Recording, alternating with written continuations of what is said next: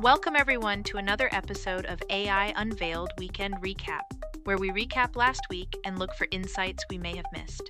I'm your guest host, Stephanie Waliuddin, and I'm delighted to have the creative mind behind this podcast. My husband, Asif Waliuddin, our all-knowing tech savant who's ready to help us unpack some of the biggest developments in the tech world. Buckle up, this one's going to be a wild ride. Thank you for taking the time to help me with this, especially through Valentine's Day, Steph, and happy Valentine's to you and our listeners. I'm so excited to bring your vibrant charisma and charm into our podcast.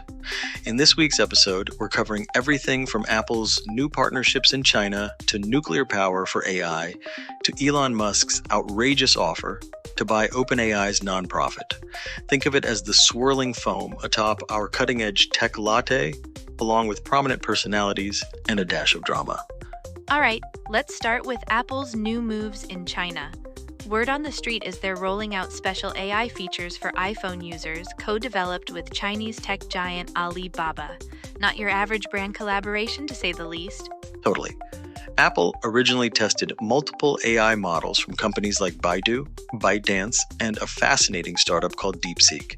But they zeroed in on Alibaba because, among other reasons, Alibaba has massive data on Chinese consumer behavior, shopping, payments, you name it. That robust data is exactly what Apple wants to feed its Apple Intelligence for the local market. The interesting twist? They submitted these co-developed features for approval by Chinese regulators, like an epic final exam before the real rollout. If they pass, it'll be a huge step in Apple's efforts to offer more advanced AI features and regain market share in China. Nuts. So that's Apple's plan to keep Chinese iPhone users from jumping ship to Huawei and Vivo, right? Exactly. iPhone sales in China have been sliding, so Apple's betting that advanced AI will make them more competitive. Also, these features will come with serious regulatory scrutiny because Chinese law requires local AI training data. That's why hooking up with Alibaba was such a big deal. Shifting gears to something that might literally power our AI revolution, nuclear energy. When I think of nuclear, I still picture giant reactors from old sci-fi movies. But apparently the new wave is small modular reactors, or SMRs. What's the vibe you're picking up? You're spot on. Big tech giants like Amazon, Microsoft, and Google are turning to nuclear energy as a long-term solution for powering AI data centers. The appeal is clear. Solar and wind can be inconsistent, and while battery storage is helpful, it's still costly. Nuclear offers stable, zero-carbon power 24/7, making it the ideal choice for energy-hungry data centers that can't afford downtime. But here's the real story. What happens in the meantime? Nuclear plants take years to build and deploy, yet data centers are going up much faster. So how will these facilities stay powered in the interim? The answer is fossil fuels, primarily natural gas, and, in some cases, coal. Take Microsoft's $3.3 billion data center project in Wisconsin, for example. It's already driving utilities to invest billions in new natural gas infrastructure. There are even cases where old coal plants, once slated for decommissioning, are being repurposed to supply power for these data centers. Wow. I didn't even read about this in any of the recent headlines this past week. Interesting, isn't it? This raises an important question. While big tech pushes for sustainable energy solutions, will the short-term reliance on fossil fuels undermine their climate commitments? That's the conversation we need to be having. Granted, we're seeing old nuclear plants getting a second life and cutting-edge reactor designs emerging, potentially spinning up faster than their predecessors. Maybe. But what's really fascinating is that the Department of Energy is fueling this push with hefty loans to nuclear startups. Add big tech's growing interest, and suddenly, nuclear is, dare I say, an acceptable risk again.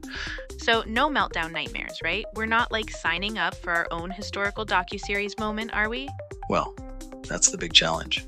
Historically, building nuclear plants has been expensive and slow, not to mention the safety concerns that give people flashbacks to those meltdown stories. But these modern reactor designs, especially SMRs, are meant to be safer and cheaper to build. Still, it's a multi-year process with regulators. AI's speed is lightning fast compared to nuclear approvals. That tension is real. There's a lot to think about. And to our listeners, what are your thoughts on this? Should we be worried or excited or both? All right, you can't have a future of tech chat without bringing up the man, the myth, the meltdown, Elon Musk. Word is, he threw a $97 billion bid at the OpenAI nonprofit. That's a big curveball. It's huge. Elon was a co-founder of OpenAI, but left early on. Now he's basically claiming the nonprofit pivoted from its original mission, and he's offering to buy the nonprofit side for $97 billion. By proposing that monstrous sum, he forces the board to consider this a value. It disrupts their attempts to convert into a for-profit structure.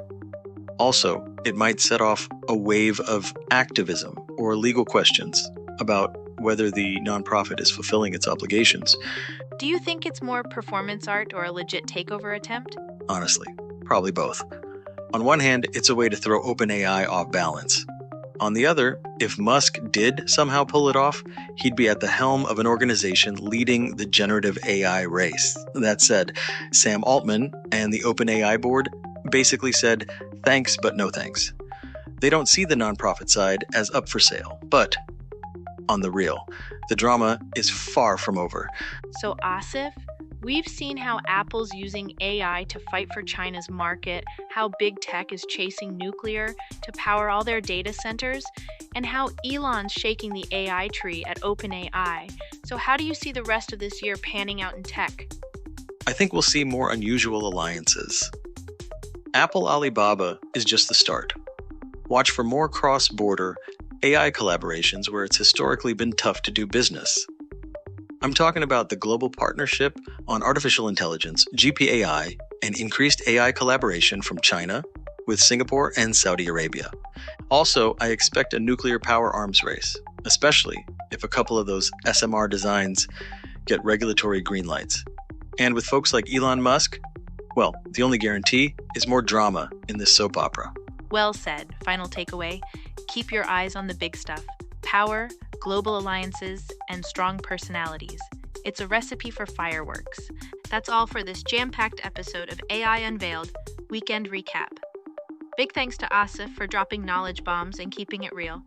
It's always a blast collaborating with you, Steph, and I hope you'll come back next weekend and help drive us through this complex maze of AI drama. We'll just have to wait and see. And thanks to you, dear listeners, for tuning in. If you enjoyed our conversation, like, subscribe, and tell your friends to join us next time. Until then, stay curious.